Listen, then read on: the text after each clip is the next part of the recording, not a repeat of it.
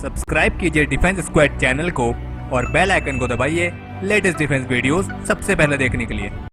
जय Hind defence lovers, स्वागत है आप सभी का डिफेंस ज्ञान सीरीज के एक बेहद ही फ्रेश एपिसोड में। तो जैसे कि आप में से हर किसी को ये बात मालूम होगी कि आज आर्मी डे के खास अवसर पर इंडियन आर्मी द्वारा डिजिटल पैटर्न वाली उनकी एक नई कॉम्बैट यूनिफॉर्म का खुलासा किया जा रहा है। लेकिन क्या आप जानते हैं कि इंडियन आर्मी की तरह ही इंडियन आर्मी की यूनिफॉर्म का भी अपना एक बेहद ही खास इतिहास रहा है। तो चलिए आज इस आर्मी डे के खास अवसर पर इंडियन आर्मी यूनिफॉर्म के एवोल्यूशन के बारे में बात करते हैं। So without wasting any time, let's begin.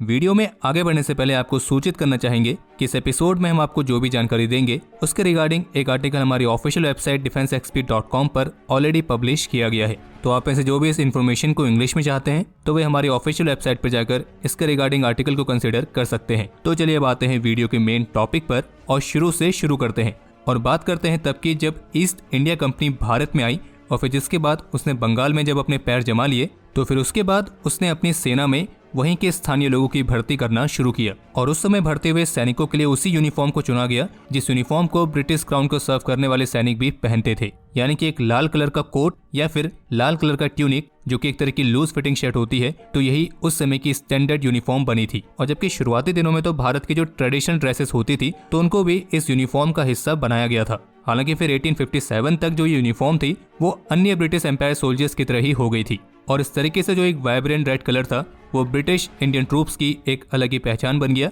जो कि उन्हें फ्रेंच, डच और पुर्तगीज सोल्जर्स से अलग करता था। और इसी समय स्कारलेट ट्यूनिक यानी कि लाल कलर का ट्यूनिक पूरी दुनिया में यूनियन जैक का एक प्रतिनिधि बन गया। वैसे जिन्हें नहीं पता है उन्हें बता दें कि यूनियन जैक यूके का डिफैक्टो नेशनल फ्लैग है। हालांकि उस समय कुछ ऐसी इंडियन रेजिमेंट्स भी थी जिन्होंने अलग कलर के यूनिफॉर्म को अपनाया था, जैसे कि बॉम्बे आर्मी की आर्टिलरी लश्कर ने रेड कलर की फेसिंग्स के साथ ब्लू कलर की यूनिफॉर्म पहनी थी जो कि royal regiment of artillery colours थे और जो कि एक ट्रू ब्रिटिश आर्मी ट्रेडिशन भी था। इसी तरीके से बंगाल पायनर्स थे वो रेड कलर के बजाय ग्रीन कलर की यूनिफॉर्म पहनते थे। और वैसे भी शुरुआत में जो ये vibrant red colour standard uniform के तौर पर चुना गया था तो इस तरह के कलर को पहनने से होता ये था कि जो ब्रिटिश सोल्जर्स थे वो बड़ी आसानी से टारगेट बन जाते थे, क्योंकि ऑब्वियस सी बात है कि अगर आप भड़कीला लाल कलर पहन के घूमेंगे तो हर किसी की नजर में बड़ी आसानी से आएंगे। लेकिन फिर 1857 के बाद से जब भारत में ब्रिटिश ईस्ट इंडिया कंपनी के शासन के खिलाफ विद्रोह शुरू हुआ तो फिर ब्रिटिश इंडियन आर्मी की जो यूनिफॉर्म थी वो ट्रेडिशनल स्कारलेट ट्यूनिक से शिफ्ट होकर धीरे धीरे खाकी यूनिफॉर्म की तरफ आगे बढ़ने लगी। और जो एक खाकी यूनिफॉर्म थी वो ब्रिटिश इंडियन आर्मी की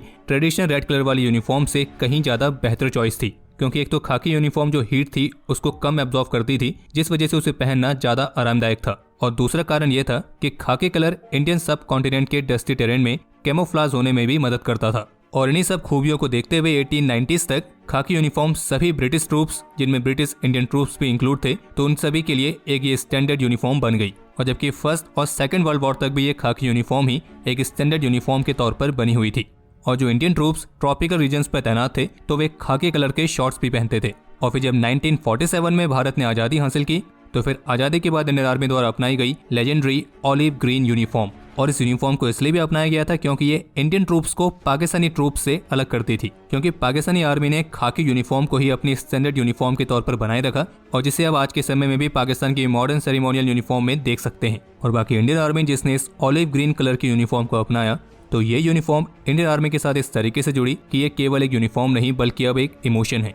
और फिर 1965 और 1971 वॉर के दौरान एक प्लेन ऑलिव ग्रीन यूनिफॉर्म ही इंडियन आर्मी की एक स्टैंडर्ड कॉम्बैट यूनिफॉर्म भी थी। हालांकि फिर बदलते हुए समय के साथ इंडियन आर्मी को ये महसूस हुआ कि उन्हें अपनी कॉम्बैट यूनिफॉर्म में कैमोफ्लाज पैटर्न को भी इंट्रोड्यूस करना चाहिए। और इस तरीके से इंडियन आर्मी की जो कॉम्बैट यूनिफॉर्म पहले प्लेन ऑलिव ग्रीन में होती थी तो फिर बाद में इंडियन आर्मी ने अपनी इस कॉम्बैट यूनिफॉर्म में ब्रश स्ट्रोक कैमोफ्लाज पैटर्न को ऐड किया।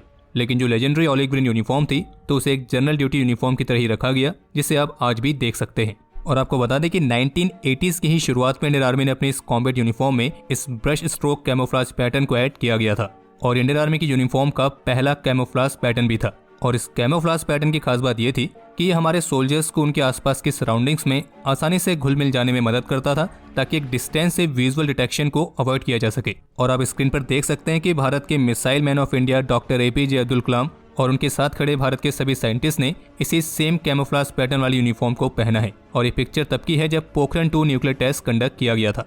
और फिर इसके बाद सन 2000 की शुरुआत में इंडियन आर्मी ने अपनी कॉम्बैट यूनिफॉर्म के कैमोफ्लाज पैटर्न में बदलाव किए और जिसके तहत ब्रश स्ट्रोक कैमोफ्लेज पैटर्न के बदले एक मॉडर्न PCDPM कैमोफ्लेज पैटर्न को अपनाया गया।